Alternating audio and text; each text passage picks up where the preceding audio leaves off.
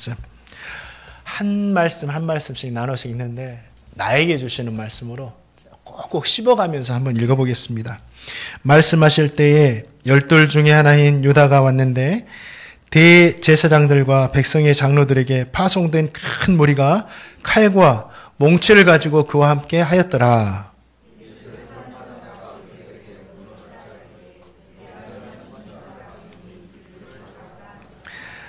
곧 예수께 나와 랍비여 안녕하시옵니까 하고 입을 맞추니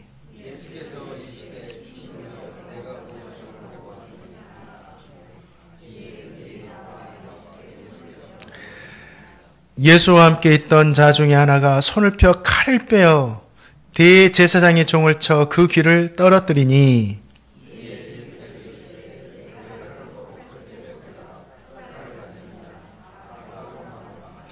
너는 내가 내 아버지께 구하여 지금 12군단 더 되는 천사를 보내시게 할 수 없는 줄로 아느냐.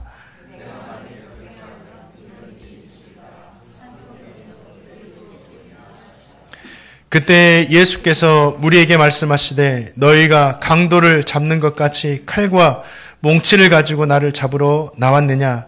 내가 날마다 성전에 앉아 가르쳤으되 너희가 나를 잡지 아니하였도다.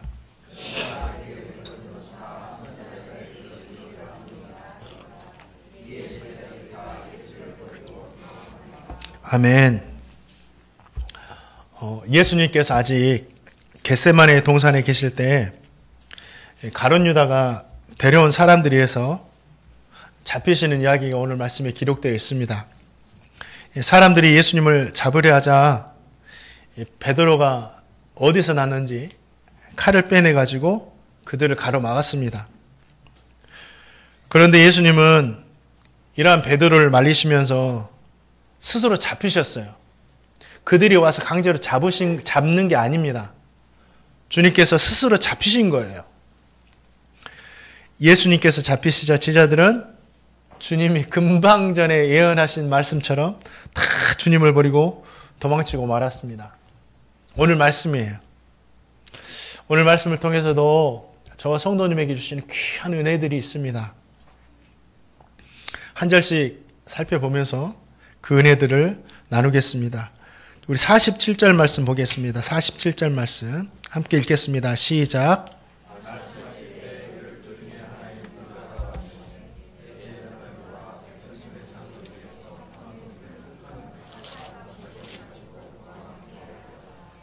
아멘. 47절 보니까 뭐라고 시작하죠? 말씀하실 때라고 시작합니다. 예수님은 잡히시기 전까지 제자들에게 말씀을 하셨어요. 어떤 말씀을 하셨어요? 하나님의 말씀과 말씀의 핵심인 복음에 대해서 계속해서 들려주신 겁니다. 주님에게는 얼마 남지 않은 너무 귀한 시간이었어요. 이 시간이. 그러잖아요. 이렇게 귀한 시간에 복음을 가르치셨다라는 것은 주님께서 이 복음을 가장 중요하게 생각하셨다라는 의미예요. 주님에게는 복음 외에 다른 것이 없었어요. 왜 그렇죠? 복음을 통해서만 이 사람들이 구원을 받을 수 있고 복음을 통해서만 천국의 영생을 얻을 수 있기 때문에 이 구원과 영생이 사람에게 가장 중요한 거잖아요. 그래서 계속해서 끊임없이 복음을 가르치신 거예요. 복음보다 우리 주님께 더 중요한 것이 있었다고 한다면 주님은 그걸 가르치셨을 거예요. 근데 복음보다 중요한 게 없어요. 마지막 순간까지 그래서 주님은 하나님의 말씀과 복음을 가르치셨다라는 거죠. 말씀을 가르치고 계실 때 가룟 유다가 종교 지도자들에게 고용된 큰 무리의 사람들을 데리고 예수님을 잡기 위해서 옵니다.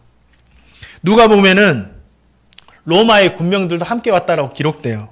그런데 생각해 볼 것이 있어요. 주님 한 번 잡기 위해서 왜 검과 몽치, 이 몽치가 나무를 깎아서 만든 몽둥이와 같은 무기입니다. 이 검과 이 몽둥이를 가지고 이것을 무장한 큰 무리를 데리고 예수님 한 명 잡으려고 왔을까? 이 가룟 유다는 주님을 따라다녔잖아요. 그러면서 예수님께서 행하신 권능들을 직접 봤습니다. 그래서 권능을 가지신 주님을 잡기 위해서는 주님이 가지신 이 힘, 권능을 압도할 만한 힘이 필요했다라는 거죠. 유다가 이걸 느꼈어요. 그래서 종교 지도자들이 가서 예수님의 권능을 무력화시킬 수 있는 큰 무리의 사람들이 필요하다. 이걸 요청했고 그 요청을 받아들여서 종교 지도자들이 사람을 구해서 군사들과 함께 보낸 거예요. 저와 성도님은 말씀을 가르치시는 우리 주님과 주님을 잡기 위해 온 이 큰 무리들을 보면서 무엇을 생각합니까? 저와 성도님은 우리 주님처럼 하나님의 말씀과 복음을 마지막까지 가르치는 교회, 가르치는 우리 성도들 돼야 된다라는 거예요. 다른 거 없어요. 이게 사명이죠. 마지막까지 하나님의 말씀과 복음을 가르쳤던 예수님처럼 주님의 몸된 교회도 목회자인 저도 마지막까지 말씀과 복음을 가르쳐야 된다라는 거예요. 이게 사명입니다. 교회의 사명, 성도들의 사명. 어떤 목사님께서 이런 이야기를 저에게 하셨어요. 물론 그 당시에 경제적인 상황이 있었을 겁니다. 한탄하는 마음도 있었겠죠. 그런데 이 목사님이 이런 이야기를 하시는 거예요. 교회가 이제는 성도들에게 부동산 투자하는 방법과 또 주식을 또 투자하는 방법, 경제 관련된 교육도 시켜야 되지 않을까? 그것도 제자 교육에 넣어야 되지 않을까? 이런 이야기를 하시는 거예요. 저 그 소리를 듣고 제 귀를 의심했어요. 물론 그 상황이, 성도들 상황이 어렵다 보니까 하시는 이야기겠지만 저는 그 소리를 듣고 의심했어요. 교회는 하나님의 말씀을 가르치는 곳이잖아요. 교회는 예수 그리스도의 복음을 전하는 곳이잖아요. 가르치는 곳이잖아요. 목회자가 투자하는 법을 가르치고 부자 되는 법을 가르치는 것이 목회자가 아니잖아요. 그렇죠. 그런데 교회에서 이런 것들을 가르치면 사람은 많이 모일 수 있어요. 야, 교회에서도 이런 걸 하는구나. 다양한 걸 하는구나. 또 그렇게 하는 교회들도 있고요. 그런데 그렇게 해서 사람을 모았다고 해서 하나님 기뻐하실까? 사랑하는 성도님들, 우리 교회는 주님처럼 끝까지 하나님의 말씀과 복음을 가르쳐야 돼요. 그래서 성도님들이 교회에서 들은 말씀과 복음으로 무장해서 세상에 나가도록 만들어야 됩니다. 세상에 온갖 잡다한 것들이 교회에 들어오게 해서는 안 돼요. 교회가 세상의 문화들로, 세상의 것들로 물들면 안 된다라는 거예요. 오히려 반대로 교회가 세상이 주의 말씀과 복음으로 물들게 해야 된다라는 거죠. 이것이 교회의 사명이에요. 이걸 잃어버리면 교회의 존재의 가치가 없는 겁니다.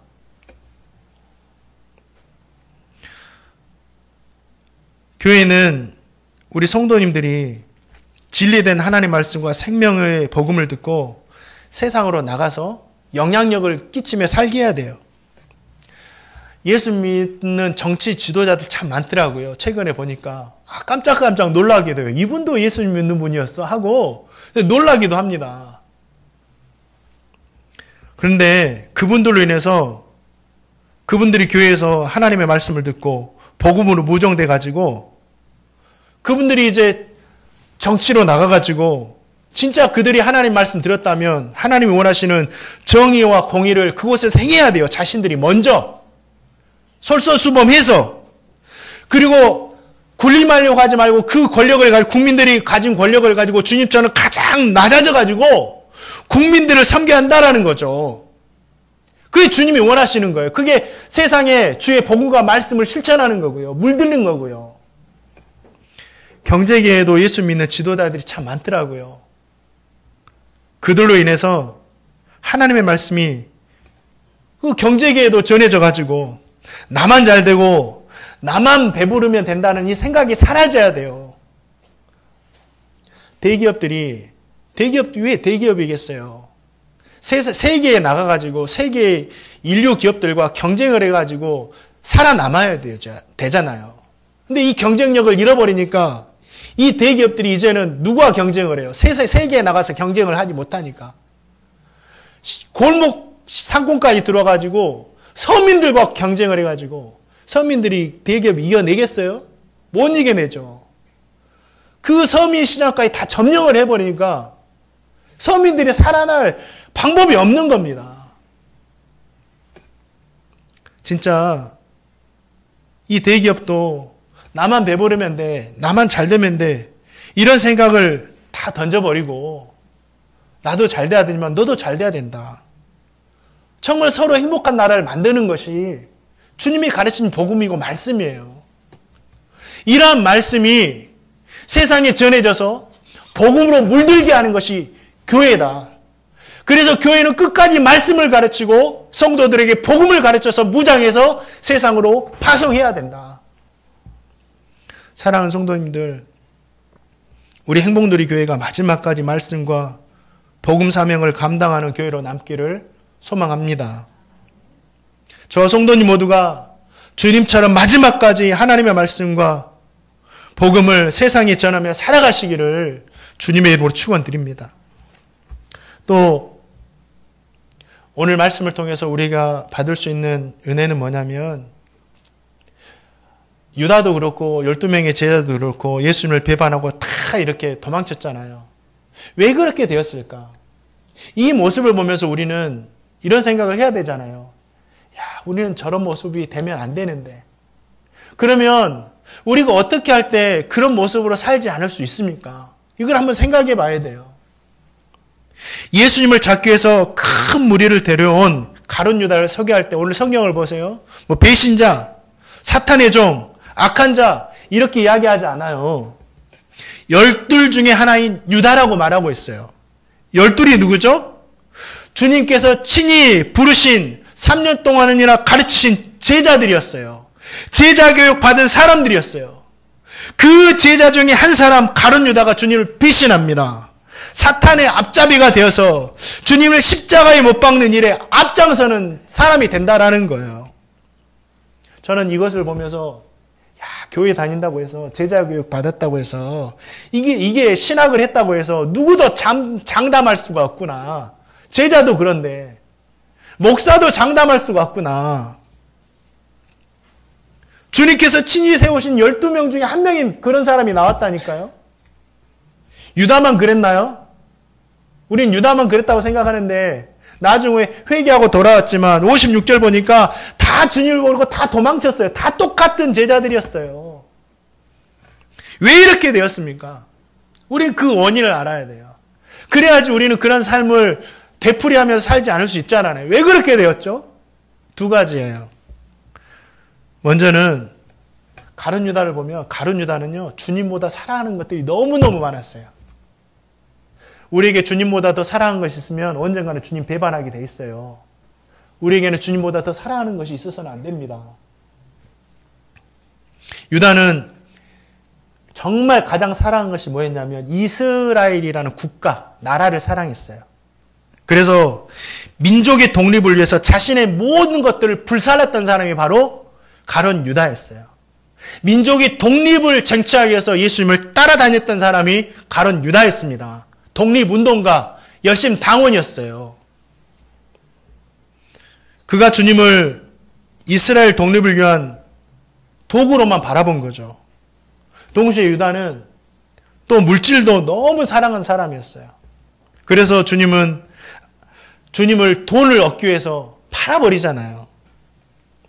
주님보다 이스라엘이라는 나라를 더 사랑하고 물질을 더 사랑했기 때문에 자신이 사랑하는 나라와 이 물질 앞에서 결국은 주님을 배반한 거예요.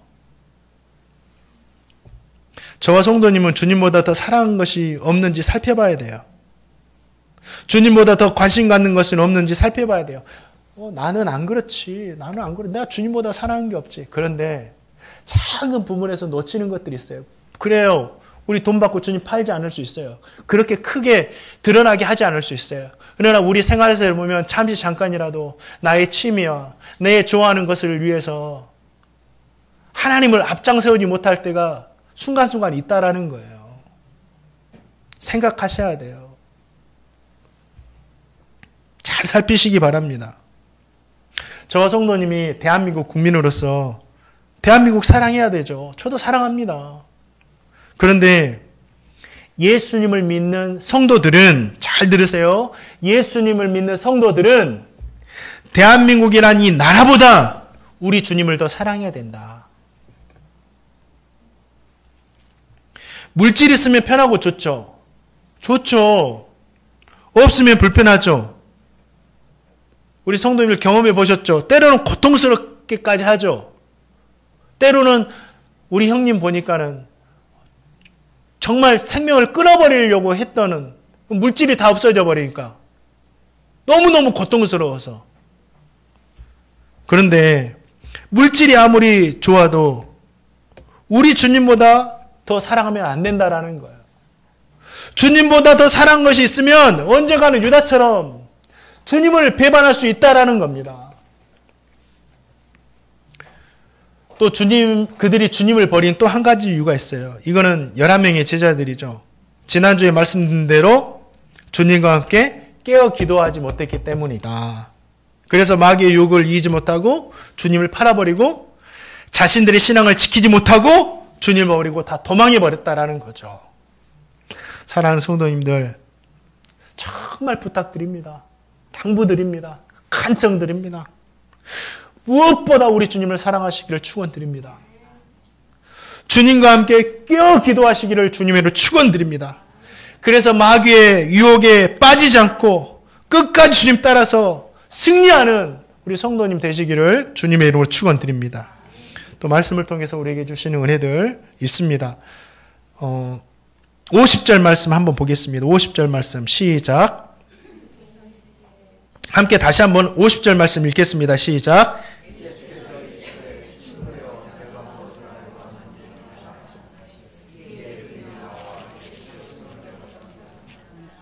아멘. 유다는 누가 예수님인지 알리기 위해서 사전에 자신이 입맞추는 사람이 예수신지를 알라고 군호, 그러니까 군인들이 쓰는 암호, 이 신호를 짠 거예요. 그리고 큰 무리를 잇고 예수님을 잡으러 왔습니다. 유다가 예수님을 보자 이런 말을 해요. 선생님 안녕하세요 하면서 안고 입을 맞춥니다. 이 사람이 예수니까 잡으라는 거죠. 유다의 행동이 얼마나 가증스러워요. 예수님 안녕하세요 하고 안으면서 입을 맞춰요. 이 모든 사실을 주님은 다 알고 계셨죠. 성도님들이라면 어떻게 하시겠어요? 저라면 분노할 것 같아요. 내가 너에게 어떻게 대했는데 3년 동안 내가 너에게 얼마나 말씀을 가르쳤는데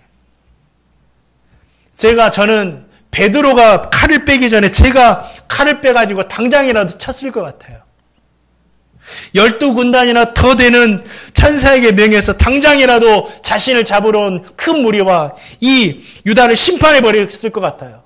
그런데 주님은 뭐라고 하십니까? 다 아시면서도 친구여 내가 무엇을 하려고 왔는지 행하라 이렇게 말씀하시는 거예요. 그리고 스스로 잡히셨습니다. 주님 모습 보세요. 분노하는 모습도 없고요. 심판하는 모습도 없습니다. 주님께서 이렇게 하실 수 있는 이유가 무엇입니까? 유다를 대하는 모습에서 우리가 무엇을 알 수 있다는 거예요. 저와 성도님이 신앙생활을 어떻게 해야 되는지 우리 주님은 보여주고 있어요. 저와 성도님을 꼭 기억하세요. 신앙생활 할 때 분명한 목적을 알고 하라는 거예요. 분명한 목적을 알고. 우리 주님은 분명한 목적이 있었기 때문에 어떤 시련 앞에서도 흔들리지 않았어요. 이 목적만 이루면 되기 때문에. 주님의 목적이 뭐죠? 가룟 유다에게 인정받고 칭찬받고 사람들에게 섬김받고 존경받는 것이었습니까? 아니었어요. 주님은 그런 거에 관심 없었어요. 배신자 유다 책망하고 심판하는 것이 주님의 목적이었나요? 아니었어요. 주님의 목적은요, 섬기는 거였어요. 주님의 목적은 많은 사람들을 위해서 자신을 대속물로 주는 것이었어요. 주님의 목적은 하나님의 뜻을 이루는 거였어요. 그렇기 때문에 십자가를 칠 수 있었다라는 거죠. 주님의 목적은 그거였기 때문에, 목적을 분명히 하셨기 때문에 유다를 보면서도요, 분노하고 실망하지 않으셨어요. 그랬다면 그 목적을 잃어버리기 때문에. 사랑하는 성도님들, 저와 성도님들 신앙생활 할 때 왜 신앙생활 하는지 목적을 분명히 하세요. 그래야지만 우리가 섭섭한 마음도 없고 시험에 들지 않는다니까요. 이러면 되지. 이거면 전부지. 예전에 제가 한번 드렸던 이야기예요. 제가 부목사로 중등부 사역할 때가 있었어요. 중등부가 부흥을 해가지고 수가 많아지자 150명씩 두 개 부서로 나눴습니다. 1부는 아침 9시에 예배 드렸고 2부는 11시 예배를 드렸어요. 같은 시간 드릴 수 없죠. 제가 담당해야 되는데 저에게 분신술을 못하거든요, 저는. 그래서 1부 9시, 2부 11시 이렇게 나눠서 드렸습니다. 그리고 교회에서도 이런 상황을 아시고 저를 도와서 사역할 교육 전도사 한 명을 배정해 주셨어요. 이제 막 신학생이 된 우리 전도사님이셨습니다. 그리고 전도사님과 이야기 나누던 중에 한 3달 정도 이렇게 사역한 후부터는 우리 전도사님이 이제 학기 시작하고 말씀을 학교에서 배우기 시작한 후부터는 우리 전도사님이 마지막 주 한 달에 한 번씩 설교를 하세요라고 이렇게 맡겨줬습니다. 그러면서 이분이 한 2달 정도 이렇게 설교하시다가 저를 찾아오신 거예요. 그래서 저에게 이런 말씀을 하십니다. 목사님, 고민이 있어요. 뭔데요? 목사님, 제가 설교를 하는 것은 좋은데요, 이 학생들이 제 설교에 큰 은혜를 받아서 목사님보다 덜 사랑하고 목사님보다 덜 따르면 어떻게 합니까? 이런 고민을 하는 거예요. 근데 그 전도사님은 진짜 저를 염려해서 그 고민을 하신 거예요. 그거 알죠? 그래서 제가 참 귀엽기도 하고 너무 감사해서 그 전도사님 보면서 이런 말씀을 해줬어요. 전도사님, 우리가 하나님 말씀 전하고 설교하는 목적이 뭡니까? 누가 잘하냐 못하냐, 누가 높임받냐 낮임받냐 이거 아니지 않습니까? 그냥 하나님 말씀만 전하면 된다고. 그리고 누가 전하든지, 잘 들으세요, 누가 전하든지 학생들이 하나님 말씀에 은혜 받고 변화되면 되는 거라고. 전도사님 말씀에 학생들이 더 은혜 받으면 전도사님이 저보다 더 많은 설교해야 된다고. 제가 한 번 하고 전도사님 3번 해야 된다고. 그러니 걱정 마시고 더 학생들이 큰 은혜 받도록, 그래서 변화되도록 설교하시라고. 괜찮다고. 사랑하는 성도님도 그러잖아요. 누가 말씀 잘 전하고 누가 은혜 끼치면 어떻습니까? 그 선포된 말씀에 학생들이 은혜 받고 변화되는 것이 목적이잖아요. 그러면 되잖아요. 그럼 하나님 영광 받으시잖아요. 목적을 분명히 하면요, 서운할 것도 없고 아쉬울 것도 없고 기쁨이 있는 거예요. 너가 하든지 하나님께서 원하신 것도 이루어지니까 얼마나 감사해요. 그래서 참 평안했어요. 너무너무 평안하게 했습니다. 마음껏 맡길 수 있으니까 이제. 사랑하는 성도님들, 신앙생활 할 때도 목적을 분명히 알고 행해야 됩니다. 저와 성도님이 신앙생활하는 것이 뭐예요? 사람들에게 칭찬받고 인정받기 위해서입니까? 우리 주님은 그러기 위해서 이 땅에 오시지 않으셨죠? 하나님께 영광 돌리는 것, 하나님의 뜻 이루는 것입니다. 그거면 되는 거예요. 그러면 만족되는 거예요. 그렇기 때문에 어떤 것이라도 이 목적을 분명히 하고 흔들리지 마세요. 오늘도 중창단 찬양을 감사하리라, 전파하리라, 너무너무 감사했어요. 저 아는 찬양이라서 더 은혜가 됐습니다. 얼마나 은혜가 돼요. 들을 때마다 은혜가 되는데 참 귀하다. 저에게는요, 큰 대형교회 엄청난 그 성가대보다 우리 행복누리 중창단의 찬양이 너무너무 귀한 거예요. 그러지 않겠습니까? 저에게는. 우리가 근데 찬양하는 목적이 뭡니까? 최선을 다해 연습해서 하나님께 기뻐하신 찬양 영광 돌리면 되는 거예요. 사람들의 박수가 없어도, 사람들의 환호가 없어도 그거면 되는 거예요. 하나님 영광 받으시면 되는 거죠. 하나님 영광 받으셨는데 그 외에 뭐가 더 필요하겠어요?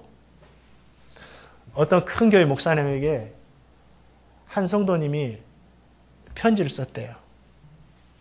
이런 편지. 목사님, 하나님의 주시는 칭찬이 너무 커서 세상에서 목사님을 향해서 하는 사람들의 칭찬이 아무것도 아닌 것이 되기를 원합니다. 엄청난 소리예요. 하나님의 칭찬이 정말 크게 여겨져서 세상에서 사람들이 하는 목사님에게 하는 칭찬이 아무것도 아닌 것이 되기를 원합니다. 진짜 하나님 영광 받으시면 되는 거죠. 우리가 또 점심 식사 준비하잖아요. 여러 권사님들이 준비해 주시는데 어제도 또 권사님들 청소도 와가지고 해주시고 너무 감사해요. 이 목적이 뭐예요? 사람들을 맛있게 먹고 이것도 중요하지만 여러분 한 끼 정성스럽게 해가지고 식탁 교제하고 하나님 영광 받으시면 되는 거예요. 그러면 되는 거예요. 예, 그러면 되는 겁니다. 뭘 컵라면을 먹든지 김밥 한 줄을 먹든지 상관없는 거예요. 하나님 영광 받으시면 된다. 그걸로 만족하면 되는 거예요. 그러면 섭섭할 것도 없고요. 시험 들 것도 없는 거예요. 하나님 받으셨는데. 바라기는 저 성도님 모두가 신앙생활할 때 무엇을 하든지 목적을 분명히 하고 살아가시기를 주님의 이름으로 축원드립니다. 또 우리 시간에 53절 말씀 한번 또 읽어보겠습니다. 26장 53절 말씀 읽겠습니다. 시작.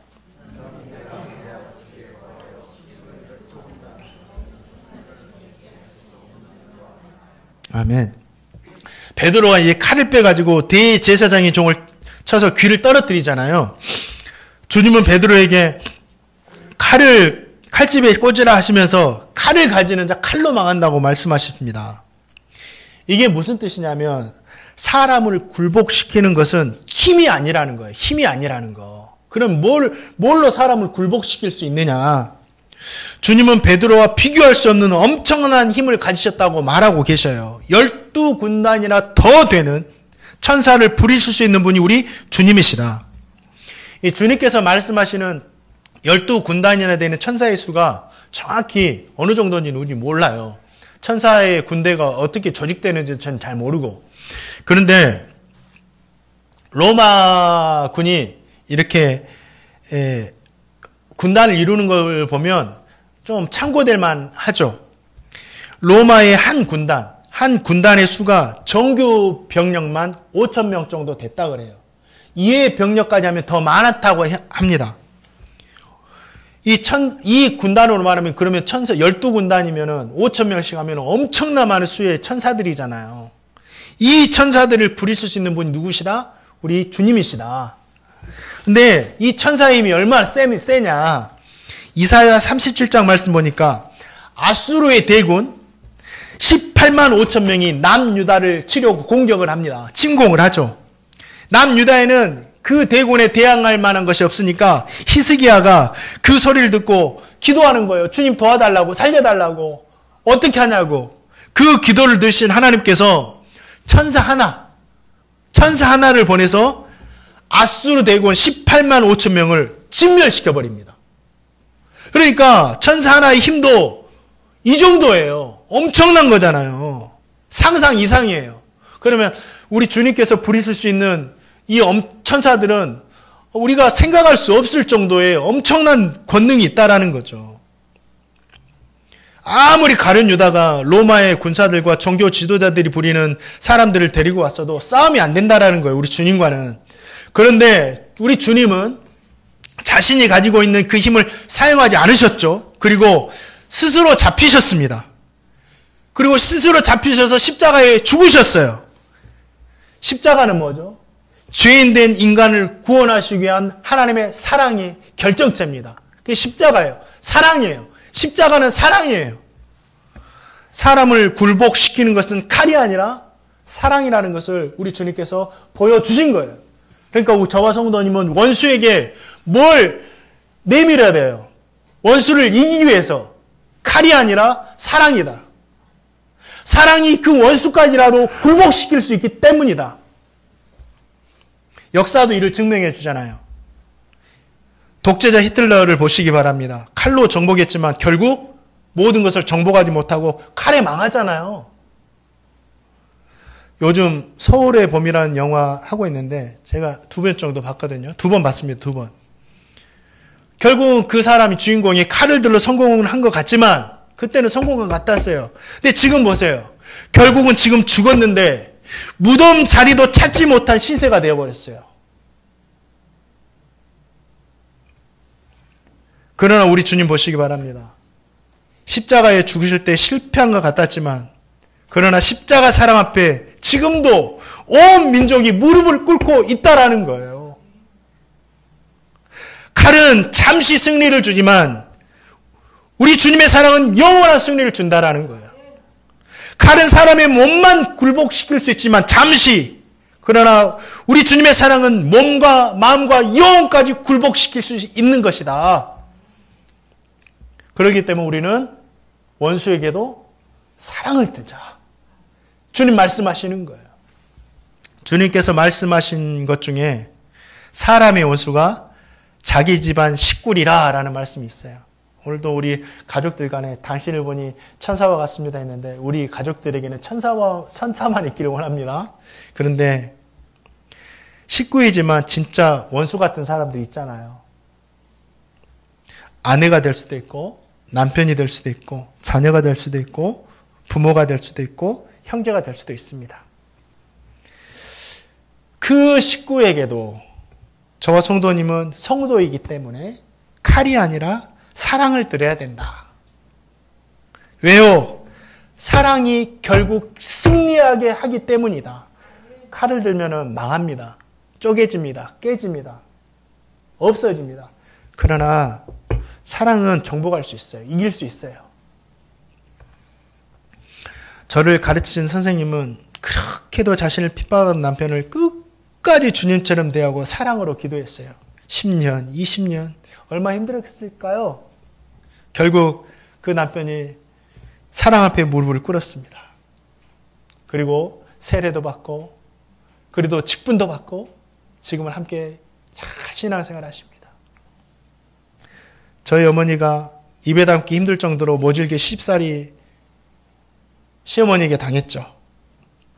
그런데 끝까지 그 시어머니를 주님의 사랑으로 대합니다. 새벽마다 어머니 위해서 기도하고 크게 다치셔서 병원에 입원해 계실 때 지극정성으로 병수발하시고 그 병수발하시면서 예수님 영접시키시고 천국까지 보내드리시고 그렇게 모질게 시집살이 시키던 시어머니가 마지막에 남긴 한마디, 이 은혜 천국에서 내가 다 갚으마.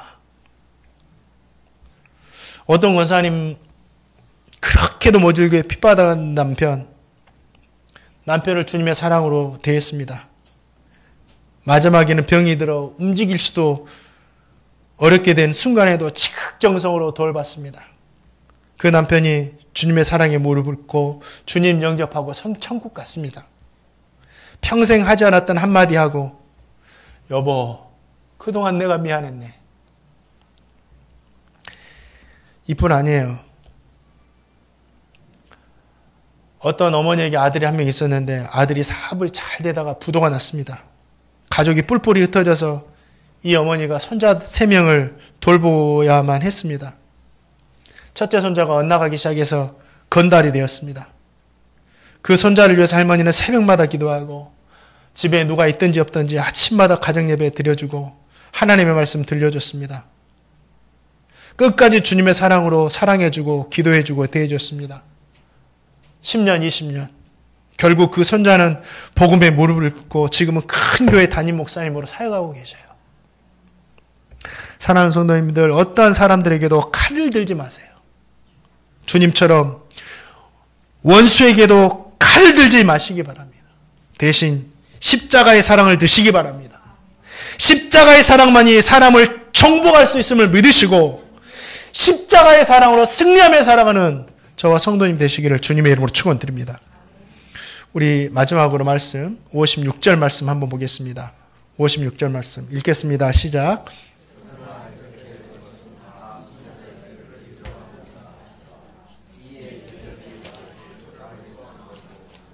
아멘. 예수님께서 자신을 잡으러 온 큰 무리에게 저항하지 않으시고 잠잠하게 스스로 잡히신 이유가 있습니다. 그것은 선지자를 통해 주신 하나님의 모든 말씀을 이루기 위함이었다라고 이렇게 설명해 주시죠. 주님은 잡히실 때도 이사야 선지자의 예언처럼 도수장에 끌려가는 양과 같이 잠잠하게 끌려가시잖아요. 막 저항하셨나요? 그냥 잡아라 하면서 잠잠하게 끌려가십니다. 이게 선지자의 예언이었어요. 이 예언의 말씀을 이루신 거예요. 이 마지막까지 하나님의 말씀을 이루신 거예요. 한번 읽어볼까요? 이사야 53장 7절 말씀. 이사야 53장 7절입니다. 제가 읽어드릴게요. 함께 읽겠습니다. 시작.